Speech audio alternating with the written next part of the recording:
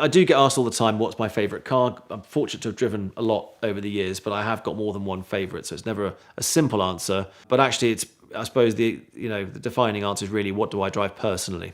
And so I have started to develop a small car collection. So I've got an ex-military Land Rover, which I love because it's so basic. So it's a Defender 90 from the 1990s, 1998. I love that car because it's diesel, it's got great torque, it does not beep, nothing on it beeps. So in fact, you even have to turn on the brake lights. There's a switch. If you don't turn the switch, you have no brake lights, no headlights, nothing. So it's super primitive, manual, you can play with the differential and everything.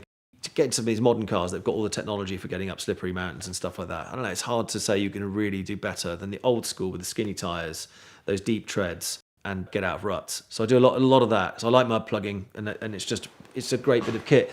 And whenever you go to anywhere with it, it feels like a sort of mini safari.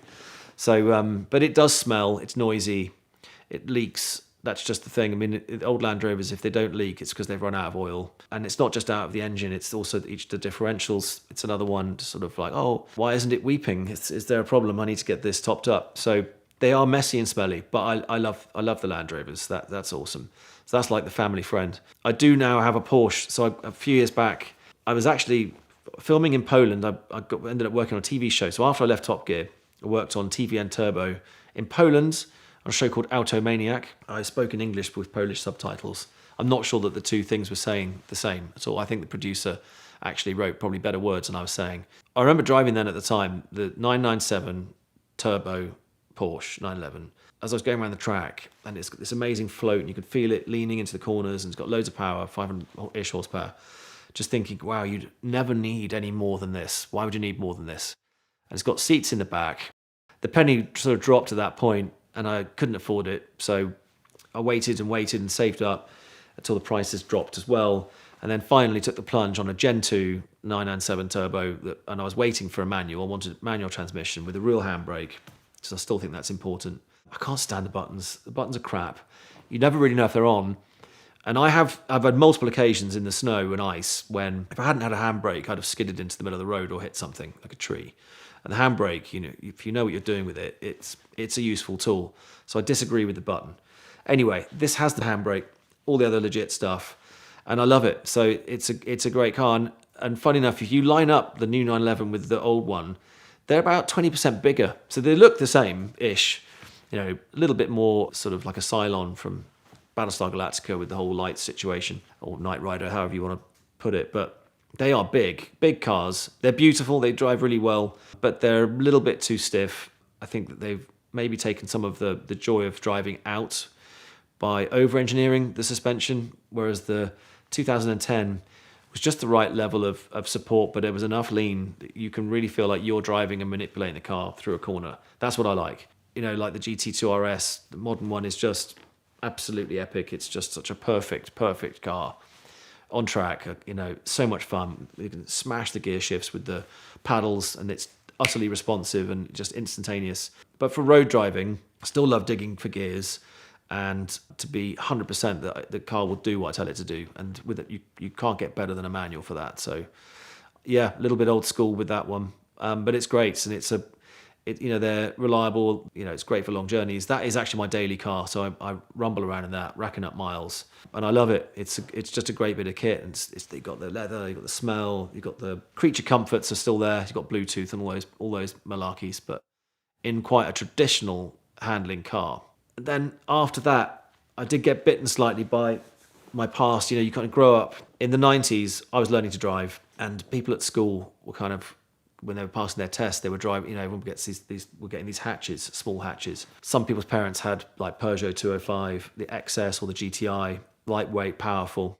And occasionally you might get given a lift in one when someone's son was allowed to, drive one of these things. I remember one of the kids, I don't know how he got it insured, but he had the MG Metro Turbo, I think it was called. I was confused when we got in it because it wasn't moving, but the dashboard was shaking really violently for about a period of 6 seconds. And I eventually understood that this was wheel spin, which hadn't moved. There was unbelievable amounts of power going through these skinny tyres. He must have broken many drive shafts over his a period of time. So these cars were kind of in vogue, but there were certain cars, the hot hatches, that were unattainable, and these could only live on the wall on a poster.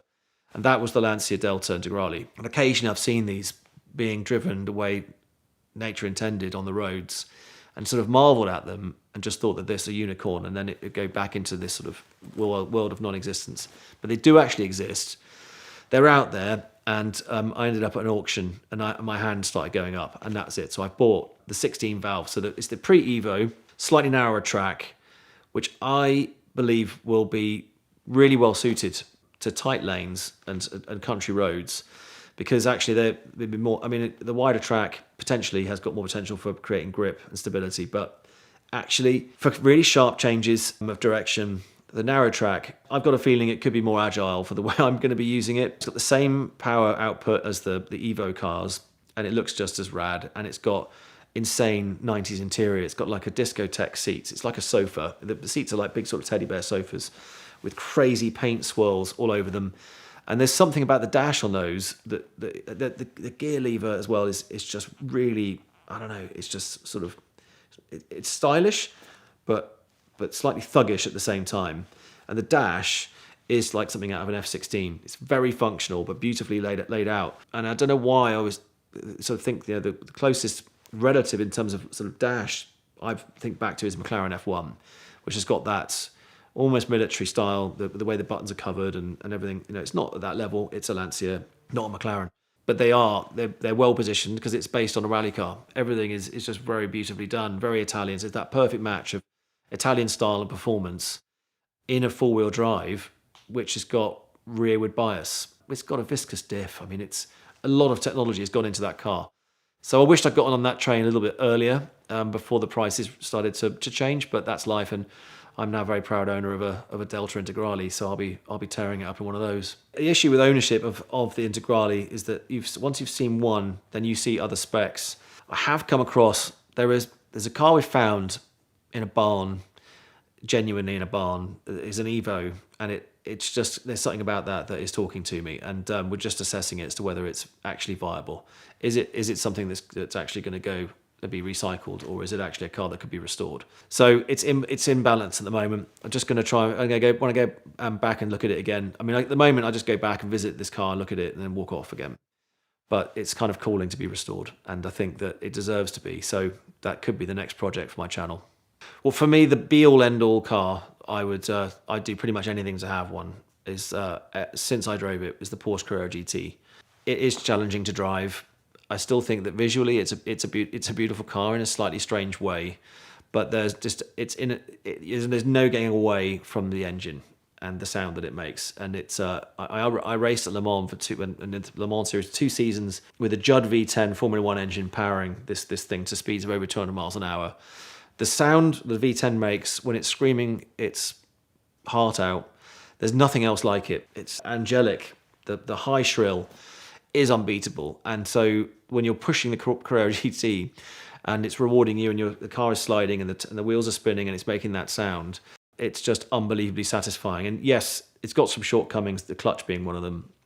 But actually, once you're moving, first gear's out the way and you're off. And actually, I've driven that on the track. It doesn't have enough downforce really, but that is again what keeps you sharp. But on the road, I was quite surprised about how pliable it was. And I drove it on a flooded freeway once.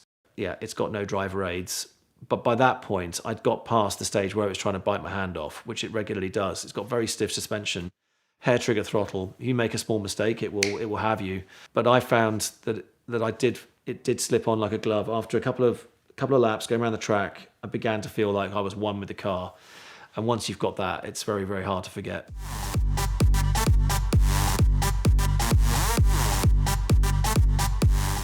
Nothing killed tyres quicker than the Bugatti. We did a set of tyres and a tank of fuel. It was either 3 or 4 laps.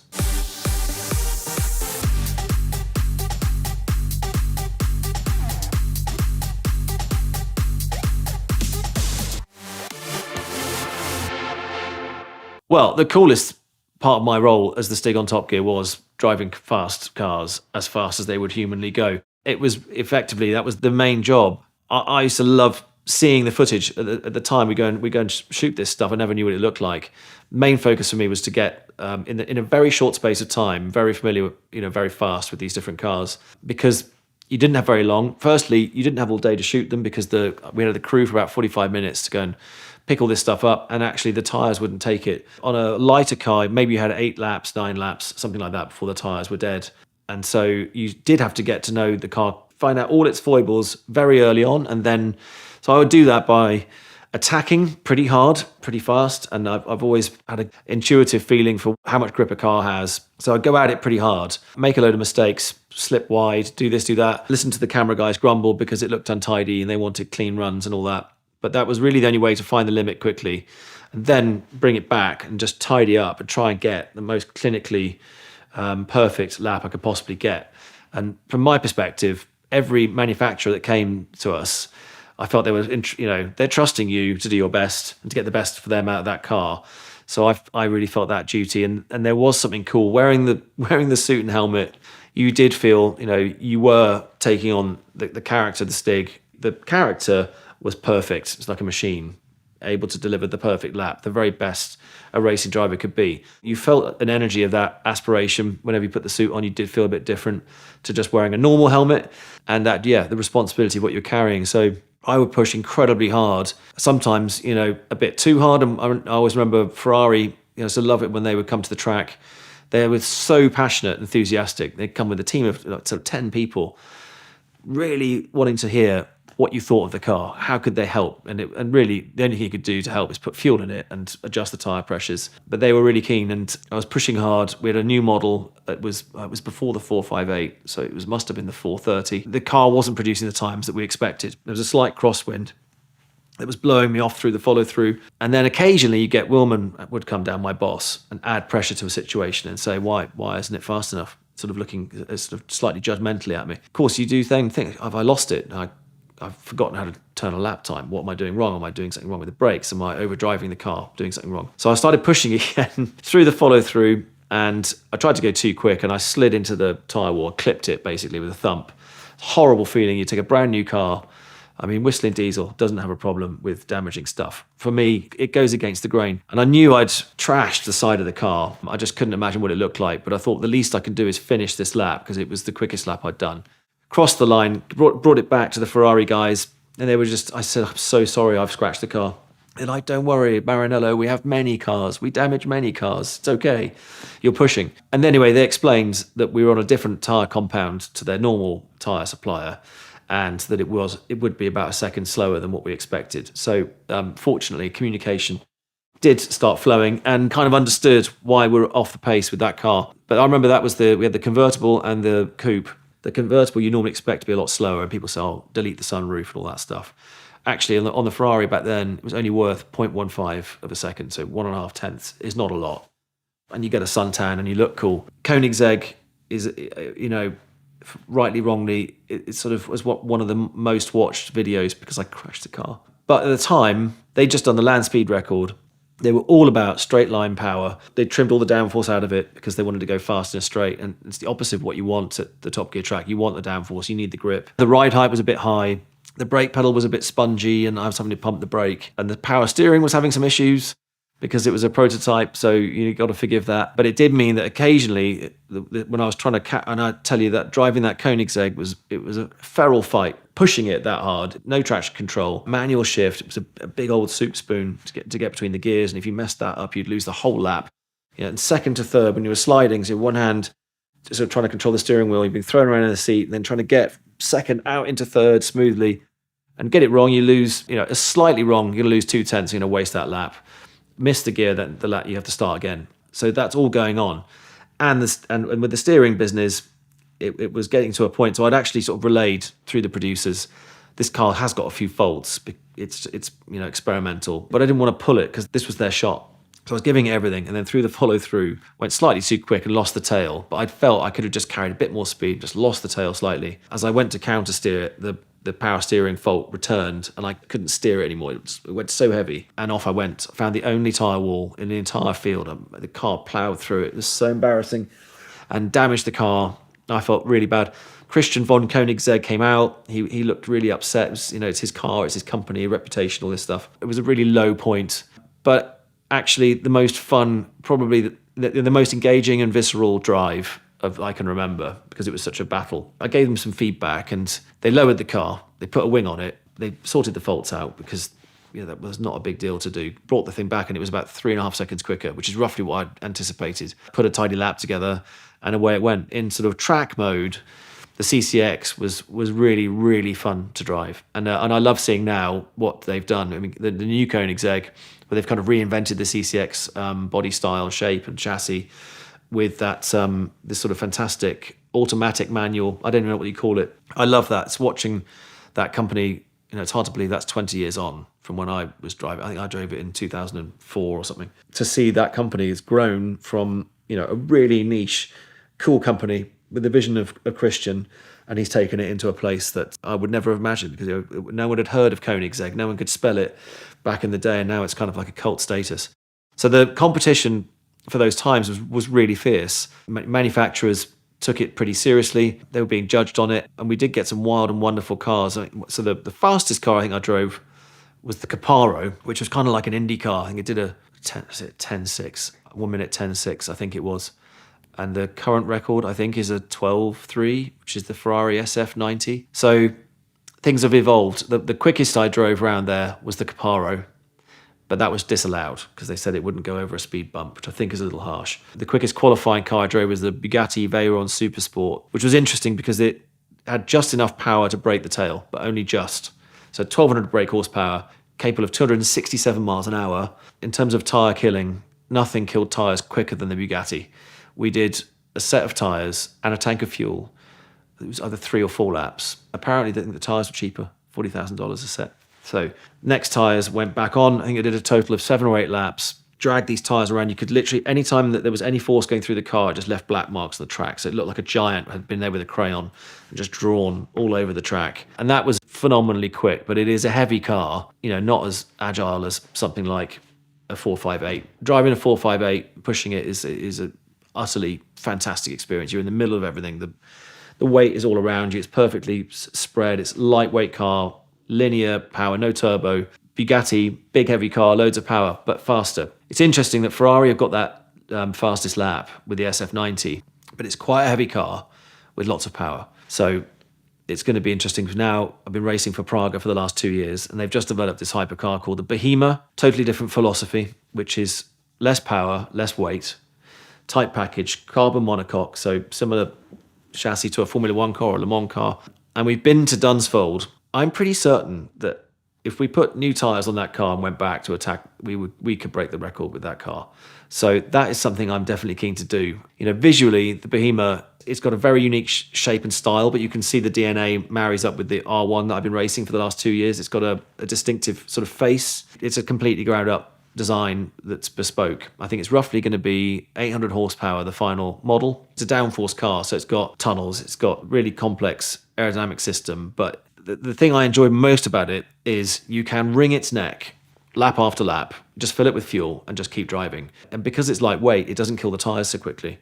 So you can string together 10 consecutive laps, the brakes don't overheat, the tyres don't die and melt. It feels almost like you're driving a Le Mans car that's road ready. The SLR was the one car that I didn't drive for the power lap, because I think they insisted that their test driver take that one round. So I watched from the sidelines quite jealously, but I did get to drive it on track afterwards and get a bit of a feeling for it. It's great, super powerful.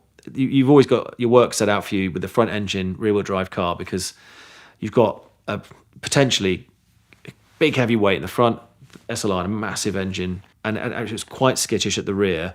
I think the thing I found most challenging with it was the brake pedal. It was quite wooden, and to be really sensitive and to be able to sort of trail brake and sort of really pick your moment when you're going to brake right in the limit. That brake pedal it just felt quite solid. I never really felt like I was in control of it exactly. I felt a little bit detached. Actually, weirdly, most recently when I felt like that was actually in the new Honda NSX. So I was so excited for that car. But I loved the original. The original is just, drove that again recently, and still wonderful to drive. You've got to really rev it and drive it hard to unleash the full potential. But the hybrid car had even much more of a sort of fly-by-wire pedal. McLaren, the SLR, had a servo, but you were in control of the servo. With NSX, it was totally fly-by-wire. You felt that you were talking to a robot. Your foot had no real control over your deceleration, and it was like pushing on a sponge. You never really knew how quickly it would slow down. And that equated to the throttle, because the hybrid power was changing lap by lap. I noticed you were just losing throttle. So you knew coming out of a hairpin or a medium speed corner with this much power, it's going to do this with the chassis, it's going to make it squat. I'm going to have to control the steering. But you never could do that because the throttle was never the same 2 corners in a row. To really be engaged and enjoy driving, you need to be driving it. So this is the thing, the sort of steps towards driverless cars and things like that. Sure, sitting on a train is also nice. You can read a book. When it gets to that stage, I'll be happy. But everything in between, where the car is twitching at the steering wheel or beeping at you or interfering with the braking, that can all go and fish.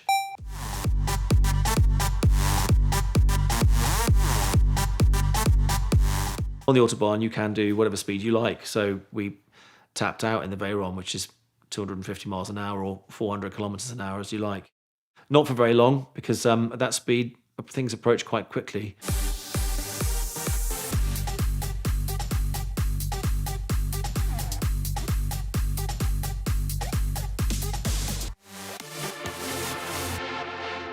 Fun parts of that time at Top Gear was being let out of my cage when we go away from Dunsfold and actually into the real world. In the time I was there, as far as I was aware anyway, the big open races were, they were organic. So, there was always stuff that could go wrong, or people would turn up late or get beaten and whatever. They weren't staged. They were organised, but they weren't staged. So I had one fun, I was on public transport, fully stigged up, actually with broken ribs. So this was just after I broke my ribs. So I was staggering around or trying not to fall over. Got wheeled in on a tyre truck trolley. My boss was kind enough to stick a broom handle up my back so that I had some support for that. Able to locomote around, and it was amazing seeing the public reactions to us as we were doing our stuff. And I was on the tube, and I went on a bus, and something else.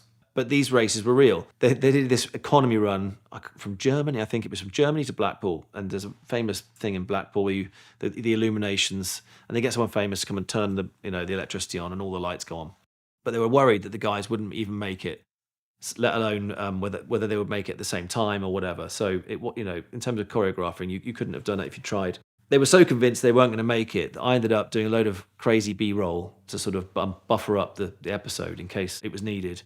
So I went to a magic show, got my palm read, went on the roller coasters, had a wonderful day out, basically, and then got up onto stage. And actually, it was also the first time I realised it was bizarre, the popularity. I hadn't really understood how popular it was. There was an enormous crowd, so tens of thousands of people throwing stuff at us on stage, looking at the guys when they did arrive like rock stars. It was pretty funny. And then we, clunked the handle, on went the lights. The coolest one I got to work on was the guys had done a race to get a truffle from Turin to London in the shortest time. So James and Richard were on the plane. Jeremy took a Bugatti Veyron, quite rightly. They burned rubber and they raced. I think Jeremy won, but it was close, very, very close. But it was because it was real, they couldn't stop and get the shots they needed to make a film. And so to get the footage, the B-roll, if you like, I then got to drive back from London to Turin over the next few days with the Bugatti engineers trying to keep up in an Audi RS6 or something like that, which they managed to do. It was really fun, actually. We bonded with them on that trip. I was asking them questions about the engineering and how they'd done it, and it's just bonkers, the amount of engineering on that car. I think it's got something like 14 radiators cooling the engine. The engine itself is the equivalent of 4 Golf engines joined together. But that's not even how it's engineered, but it's just the size and scale of it. And we did drive past everything except the fuel station, because you could empty the tank in 13 minutes. So we had a lot of fun hoovering up these shots on the going back across through France and into Italy. I think we may have buzzed a few speeding fines, which were helped with by the authorities, who very kindly organised these to be, discharged. It was like, you got a nice get out of jail free card at the back. I noticed that. So in a Veyron, it's kind of like carrying one of those with you. If you've got a Veyron and a camera and you've got the permits, then it's kind of cool. It was really fun driving that car, the Bugatti, in situ on the road, just doing what it was designed to do, which was basically to humble Porsche drivers on the Autobahn. So you could sort of pick them out in the mirror as they were thundering up behind you at a modest 160 miles an hour, clunk down a couple of gears, and then instantly shoot from 160 to whatever speed you wanted in the Bugatti UFO. It was just like being in a UFO at ground level. And wherever you went, even in the remote village or somewhere, within a minute there'd be a crowd of sort of 20 people just staring at it. It was just such an otherworldly looking car, and it's still a stunning machine. And so exponentially different to any car that had ever existed in terms of the power output, the speeds and the looks and the way it functioned. So yeah, that was cool. So occasionally standing in to do some get some of the B-roll for the likes of the boys paid off very well. Actually, I'd love to have done more of those trips, but mostly it was the guys doing it themselves and getting their hands dirty. In terms of how fast we were driving, we had permits with the police and all that kind of stuff. And on the Autobahn, you can do whatever speed you like. So we tapped out in the Veyron, which is 250 miles an hour or 400 kilometers an hour, as you like. Not for very long, because at that speed, things approach quite quickly. When you've got the space and you can see it's clear, that's what it could do. And the wonderful thing with the Veyron is, yes, it accelerates very quickly, but it stops even faster. So with the combination of the brakes and the air brake that used to flick up, so the air brake would create 0.6 G deceleration force. And it's as soon as you lift off the gas, you're slowing down. It's kind of like the world would go into fast forward, but then it was pretty wonderful at stopping when you had to. The tyres were good on that journey. I think what they're not rated to do, even though they're amazing and Michelin have designed those things so well, I think they're limited to running at top speed to 15 minutes. You do well to do 250 miles an hour for 15 minutes. And in fact, you'd run out of fuel after 13 minutes anyway. So it's just not going to happen. So for short bursts of speed, that's really what it was so incredible for. And the launch, you turn the key to the left, I think, and then you go into this sort of super slippery fast mode, and you could do these unbelievable four-wheel launches, which, having just taken out the Chiron Super Sport, you actually feel your brain move inside your head with that much acceleration. And the Chiron does it better because actually it can throw you off a corner in a way that the Veyron, it could do it, but it was a bit more reluctant. The suspension was a bit more stiff, and you would get a little bit of wash in the front tyres. And what the Chiron is pretty magical at is actually throwing that power down, even more power, but in a more dynamic fashion. So Bugatti, even though they built this thing that was so far ahead, they just keep evolving.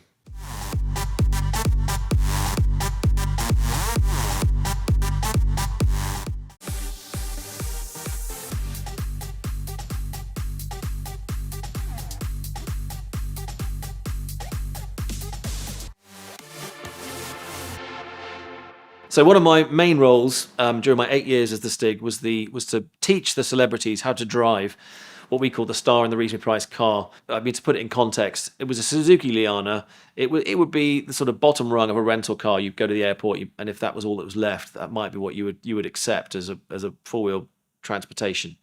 It was basic. It was manual gearbox, although we did have an automatic as well. We had a few guests from America who had not experienced the stick shift. These people were, very successful in some shape or form, actors, musicians, you name it, politicians. They were there primarily to do their interview with Jeremy, but as part of it, the experience was this roller coaster ride with me in this car. I'd introduce them to the track. I'd always do a slow lap, try and make them feel comfortable before we then made them uncomfortable, because racing a car, driving a car fast is utterly removed from day-to-day driving. Everything you learn to pass the driving test goes out the window, even how you learn how to turn the steering wheel. We all get taught to shuffle around with the wheel. That's the first thing that has to go, because when you're driving fast, the tyres get stretched and stressed. You need different ways to control the wheel and look further ahead to see where you're going and anticipate the corners and all those things. And I only had sort of 10, 15 minutes max to try and impart this 20 years of knowledge to someone who just arrived. But really, it was simpler than that, because everybody had different expectations. Everyone has different strengths and weaknesses. And my role was to get the best out of each person. And that was the fun part. You get to meet someone you've probably seen on television, and ultimately you're then just dealing with the human being. What are they good at, and what do they enjoy or not enjoy? Not everybody enjoyed it. I mean, I remember Jack D came, he's a comedian, and he's very sarcastic.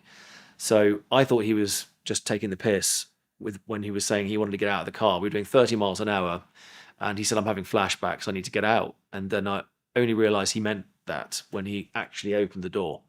So this wouldn't be good. If he's gonna barrel roll out on his feet, and again I'll get fired. Kind of had to talk him through and really build his confidence up and get him to a place where he was actually going really quick. And when he was driving, he was doing 90 miles an hour through the fast curves, and I was really excited for him and asked him at the end, did you enjoy that? And he just said no, and then walked off and went and did his interview.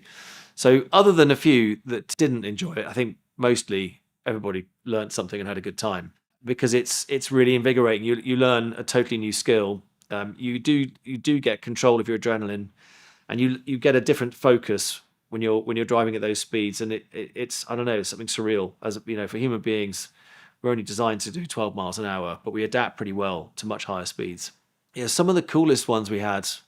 I mean, it's amazing meeting F1 drivers and seeing them approach, a cheap car with the same seriousness as they would a Formula One car. I wasn't there for Vettel, but I heard, because we still talk about this stuff with all the producers that were there. He was checking tire pressures and things like that, which actually, no one had ever bothered to do. I don't think anyone had ever serviced the car. You could tell this because a lot of the guests, well, it happened 3 times when a wheel fell off, which was embarrassing. I think the first one was Lionel Richie, and the front right wheel separated it from the car, and off it went. Comedians always seem to be the most challenging. I don't know why that is. I don't know if that's something to do with the way their brains are wired, but there was a couple of them. Chris Evans was one, and Jimmy Carr was another one, who had no sense of survival at all. So as the instructor, if you weren't aware of that quite quickly, you needed to pay attention, because they could be spinning towards a tire wall backwards, and they wouldn't even consider braking. So you had to sort of impart a sense of fear in them that was absent. And they just thought the whole thing was funny. So that was comedians. Another one that nearly took us out was David Walliams. He, again, I don't think he was enjoying himself particularly, but wanted to do well. So it's always a tough combination, because the hardest person on yourself is you. And he was starting to skid wide. We set the camera up at the exit of the corner to sort of capture him crossing the line. We'd seen a few laps and he seemed to be consistent. So we moved the camera in a bit. And I could see that something was going wrong, because he was going through the corner and continuing to turn. And the further he turned the steering wheel, the less that it actually steered in that direction. And he was coming towards us. So I was kind of jogging backwards, and I was trying to helpfully indicate that he should get off the throttle and straighten the steering wheel. And this sort of sign language wasn't helping. So we then just grabbed the cameraman and just ripped him out the way. And he skimmed past the tripod camera where the guy had just been standing and spun into the field. One of the stories I'll never forget was that one of the people we had on the show, a guy called Billy Baxter, who was blind. To achieve a lap with him required a totally different approach. You couldn't say turn left at the tyres or watch out for the white line. We had to completely reinvent instruction. I was using the hands on a clock face to indicate how much to turn the steering wheel, lots of expletives to give braking and acceleration notes. And Billy sort of really took this on, and he was an ex-military guy, so again, really good at taking training on board and responding quite quickly. And he actually beat 4 sighted celebrities, including Boris Johnson, the Prime Minister, who was, I think, on a 2 minutes and 2, and Billy managed a 1 minute 58. So poor old Boris, he got to take that one on the chin. Maybe he needs to go back when I go and beat Barrichello's time. We had a real mix, a real blend. Simon Cowell with another unique driving style, but very fast. The fastest, though, actually, on average, were the ladies. We had less female guests on the show, but if you did a pro rata, they were the fastest. And I think the fastest was Ellen MacArthur, who'd been around the world on a boat by herself. She's pretty tough-minded. And Jennifer Saunders, another comedian, I think she was the fastest that we ever had. It would be down to her and Ronnie O'Sullivan. So another self-taught guy. So Ronnie was very, very fast, very natural, very gifted. But Jennifer Saunders, I think, I just don't think she did unless she was a dark horse and she was quietly getting track time. I think she was just genuinely talented. She was probably the fastest person we ever had, and you would never know.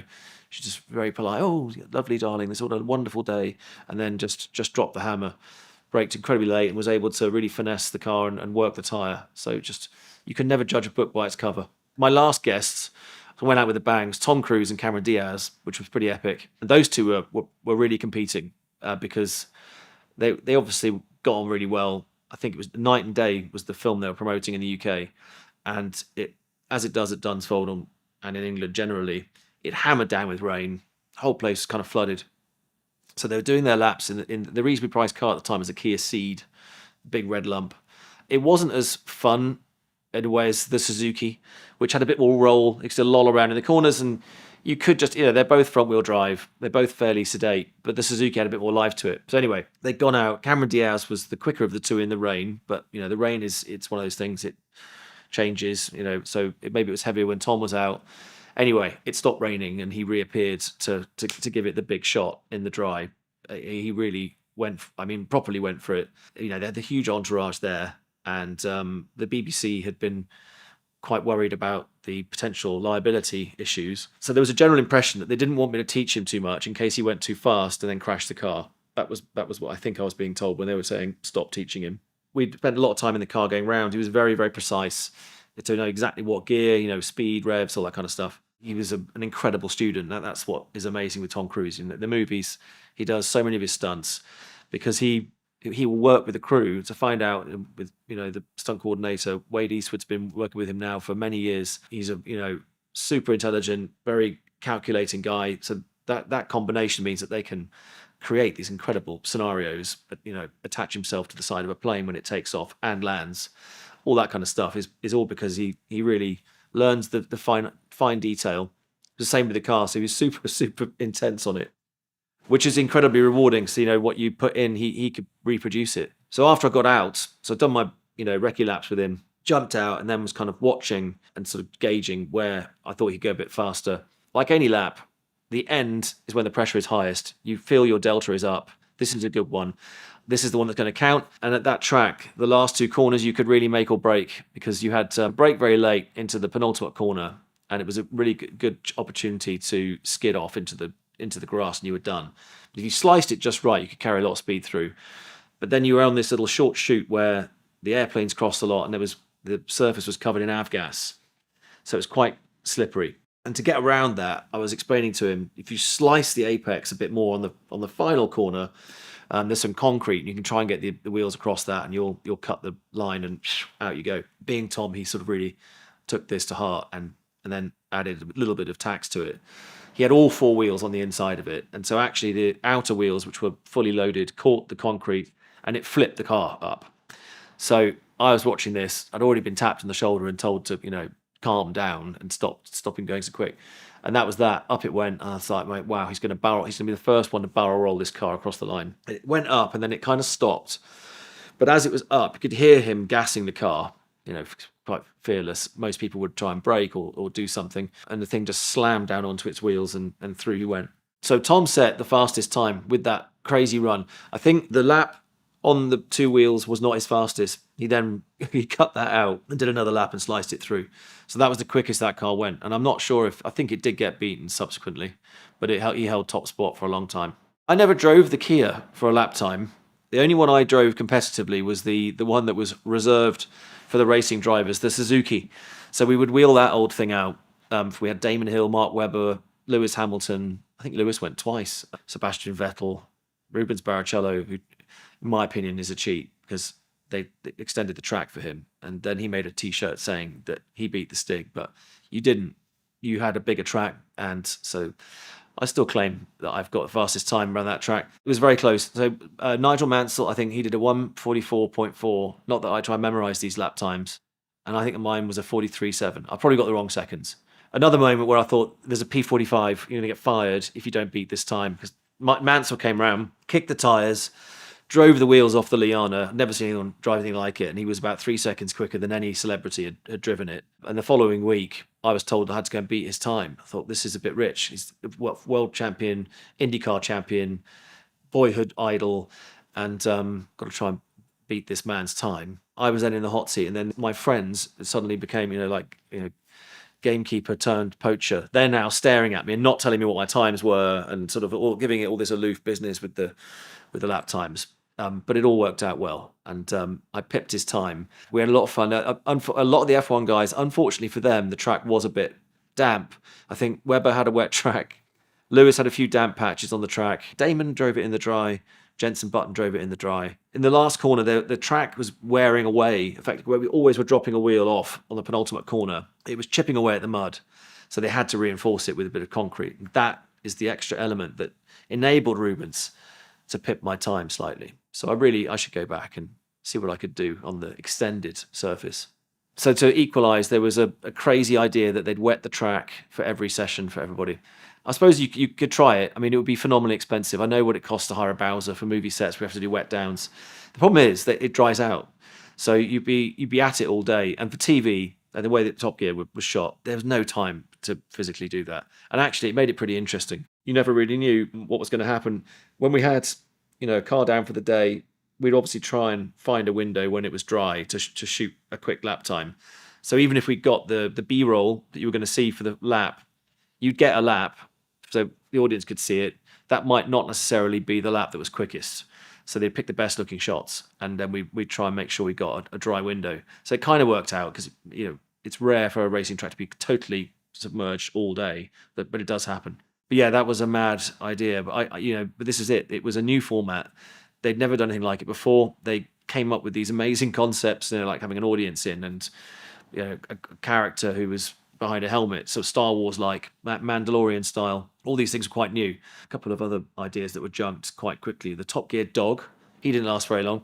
There was Top Gear Stuntman. I think he did about 2 episodes. He was quite cool. I thought he had legs, but they didn't keep him. So there was a few things that came and went, and you never knew. With the Stig thing, I was always expecting at any moment that was going to be the last day. And actually, the day I thought was going to be my last was when we had. Well, I didn't know what was happening. I was being asked what size race suit and shoes I had and helmet, and I thought, sounds like there's going to be some kind of death or replacement happening. They were trying to size up a suit for Michael Schumacher, who was coming in that day. But by the time he'd gone there, they'd said, can you do a really bad lap? And I thought, this is how I'm going to die. So I filmed the bad lap, and my heart was kind of breaking. I thought, I'm filming my own death.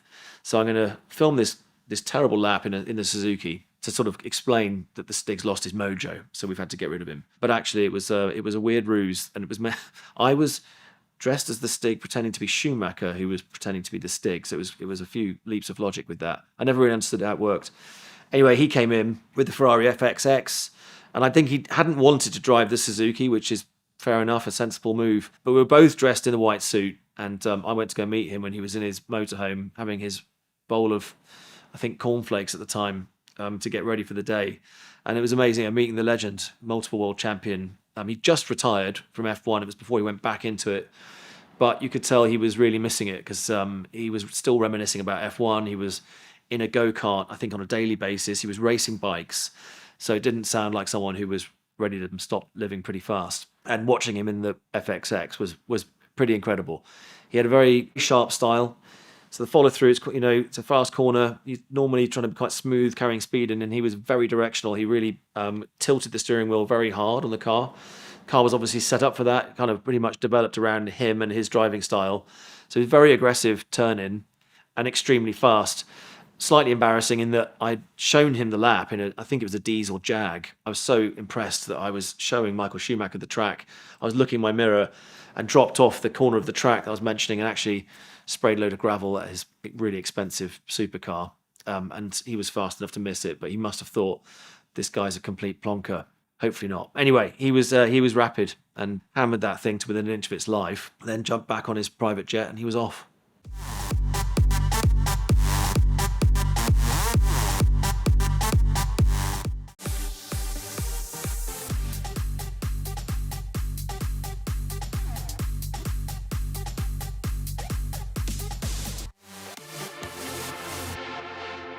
So I worked on Top Gear for 8 years, and I have no idea how many episodes that is. I think I started in Series 3, and I think Series 18 or 19 rings a bell, but I can't remember. There was kind of a funny journey to getting to being interviewed by Andy Willman, who was the boss. Basically, I was racing since I was 18 years old. Been going up the formulas, trying to get to Formula One. I've been winning races in the sort of single-seater categories, but you couldn't help but notice that really the viewing figures were, in single figures, and attendance at tracks become quite low. So people kind of tuning out of motorsport and live events. So it's great that there is still an audience for that, but it was pretty small. And there was kind of this perception I was, gaining that if it doesn't happen on TV, it never happened. So I started looking for work on television, seen a couple of drivers that have made some success of this. I went around failing screen tests at different outlets. So I went to the sort of 3 different channels. I actually met John Bentley for one screen test when I had to walk around a car in a car park, which for some reason, I never really wanted to be on television. I was quite a shy person. So this was horrific, even though it was in the middle of nowhere, but there was somebody about half a kilometre away that could have seen that I was making an ass of myself. At least walking around a car felt like familiar territory, so I did that. John Bentley had been the guy who discovered Clarkson, but he clearly just didn't discover any skills in me, so I was jogged on to the next interview. By the 3rd or 4th, I'd been in touch with Top Gear. I'd seen the programme, read the magazine. I loved the irreverent humour, and as a kid, I'd sort of seen occasionally, there was the Noel Edmonds version of Top Gear in the 70s. He had a big mullet and did lots of different TV shows. I was badgering these guys, poor people, and sending my CV in. I later found out that Willman had a technique for assessing, big wads of CVs, which was to look at the pile, take the top half and throw that in the trash, dismiss the unlucky ones, and then review the remainder. So I must have been in that smaller part of the pile. Anyway, we got there, down to the track to sort of do an audition on track. He gave me the keys to a Ford Focus, so that was the thing. Took me around this airfield, which when you first go there, it's billiard table flat. So it was where they developed the Harrier jump jet, a lot of aeronautics and things that were based out of there. And I think it had another use in World War II. But airfields are pretty flat, so you can't identify any corners. It's all a mystery. There were some lines here and there painted on the track. So he was pointing these out, and I was trying to figure out where everything was. A couple of tyre walls that you didn't want to hit. Anyway, it was a figure of 8, so you kind of went round and came back on yourself. So he showed me this at slow speed, climbed out, then brandished a stopwatch and stared at me with his thumb on the sort of trigger button. And that was my cue to go. So it was a standing start, which is unusual for racing, because you normally, unless you're doing a hill climb, you circulate, so had to make a decent pull away. I did about 2 or 3 sort of flying laps, felt I had a pretty good feel for the course, and was pushing and trying to really carry speed through the follow through, which is critical because it basically joins the straight. The straight, there really aren't many straights at the Top Gear track, hardly any at all actually, and they're joined by this very high speed S. So I was really tilting it through that, trying to make up some time, trying to brake late, which is how I draw speed out of a car. And sort of by lap 3 or 4, felt that was pretty much there. And he looked very nonplussed with the whole situation. So I thought, this is not going particularly well. And he said, is that as fast as you can go? And I said, yeah, that's pretty much it. It's like, okay, so see you later. And that was that. And I thought, well, I'll just tick another one off the box that's not interested. So I didn't hear anything from them. But about a month later, I did get a phone call or text, I think. So 2002 this was, saying, can you be at the track on Tuesday? And that was how I started. And I had no idea. I turned up and there was white overalls in the pilot's changing room. And that was it. From that moment on, I knew enough about the show and about the character that it had to remain anonymous, which I sort of took to the nth degree. So whenever I was arriving at the track, I automatically just knew to bring a balaclava. So I would roll up in jeans and a T-shirt with a hood on like a terrorist, and really kept to myself. I just thought the easiest way to maintain this secrecy is just don't tell anybody, don't ever get seen, and enjoy it, which is what I did. Literally, don't tell anybody. I think it's pretty foolproof. I mean, this must be what they do in the CIA, I guess. I just, it's the same as that, but without the risk of death. Really, it's punishable by firing only, not by firing squad. After a few years, though, it was more dangerous, some people not knowing than trying to guess or chat about, I don't know where he goes and all that kind of stuff. So I think a few years in, my girlfriend, who's now my wife, I did let slip that this is what I was doing. And that was kind of cool. And you definitely can't trust your friends with this information because they're going to tell everybody. But after about sort of 4 years, there was enough leakage in the press that I was better off telling a few close friends than trying to lie to them. They were pretty impressed. I mean, after a couple of years, I think there was I remember being in London, I saw the first I Am the Stig t-shirt, and I thought, this is getting exciting. But initially, I really had no idea where it was going. It was pretty buckshy. We had a very small crew that we were working on an airfield with a porter cabin that looked like it would fail any health inspection that you threw at it. There was sort of, I don't know, fungus growing out of the floor. The floorboards were broken. It looked like someone had sort of tried to tear their way out, like a Freddy Krueger film on the walls. It was pretty unsanitary. I just looked at that and thought, how does this have any funding? But it was funded well by the BBC, so they had budgets to do cool stuff. Every day was something completely different. There was a Stig before me who wore a black suit, and he only lasted 9 months. I thought, if I can outstretch that amount of time, this has got to be good. So by year 2, I was excited, and I managed to get rid of the terrible. The first suit I was given was like a tea bag. It was pretty feral, and it was too small. I don't know who it was built for, but they must have thought all racing drivers are sort of like garden gnomes, and I'm 6 foot now, 6'1". I upgraded myself to an Alpine Star suit, got a different style Simpson helmet, and kind of started to play a bit more with the role and what what I thought the character was, which is kind of like the racing version of Mick Dundee from Crocodile Dundee. He's never seen an escalator and doesn't like things, or gets ornery about Formula One drivers, who then started turning up, also wanting to have a drive around the track in this reasonably priced rental car, which is crazy. You kind of throw the cat amongst the pigeons, throwing a racing driver into a room full of TV people. I mean, famously, when they're explaining why the Stig didn't talk, because they didn't want to hear anything a racing driver had to say. Although off camera, I would spend a lot of time chatting to Jeremy, like, he said, what was that car like? Because I go out and thrash its guts out and push it and find out where are the weak points. That's the great part of the performance tests that we do. Even if we focus on doing a lap time to get that, but that's just benchmarking. But everything up until that point, you'll see at the pans, you've got very short amount of time.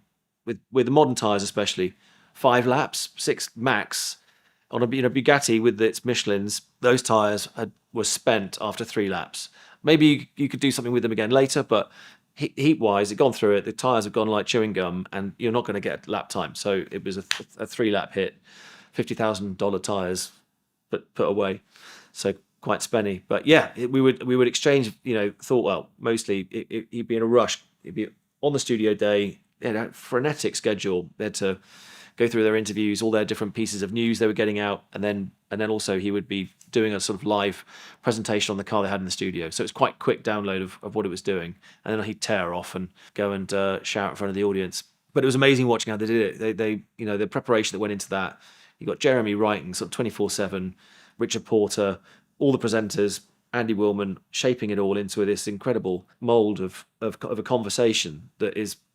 Yes, they were scripting, but it's a live thing, and they're just working out what they're interested in and what would interest the audience, and then off they went, and it was pretty magic. So I would try and get through my stuff in the morning, do the celeb training bit, and actually there'd be a window after lunch when they would do the guest interviews, and that was great to watch and see how they managed the studio, how the interview would go, and feedback on what they were like in the car and what their learning process was like. So I would always sit with the editor, the track editor, reviewing all the laps they'd done, because I'd sat with them for most of them, and I'd seen where they'd spun off or where they struggled, and then highlight that for their edit, because they had a quick sort of 15-minute turnaround to edit that footage, show it live to the audience, and then that's what you saw on a Sunday. So for the studios, it was a day a week. So when it was in series, if you had 7 episodes, you'd do 7 Wednesdays in a row to hit those studio points. We'd had the pre-recorded stuff, which they would also show. But then from Wednesday till Sunday, there would be an editing process that Willman was heavily involved with. Lots of late nights eating cheese sandwiches. And, he was one of those people who very exacting. So, I'd go and meet the editor sometimes, and they would just say, we've been at it since Wednesday and we barely got it finished on a Saturday morning or whatever. And if something's not right, he'd tear it up and start again. So it was really the attention to detail to get that quality right. The standard was extremely high. And that's, I think, and you can see it. Some of that footage is timeless. Some of it you have to kind of close your eyes and leave the room. But a lot of what they shot was it's really well honed.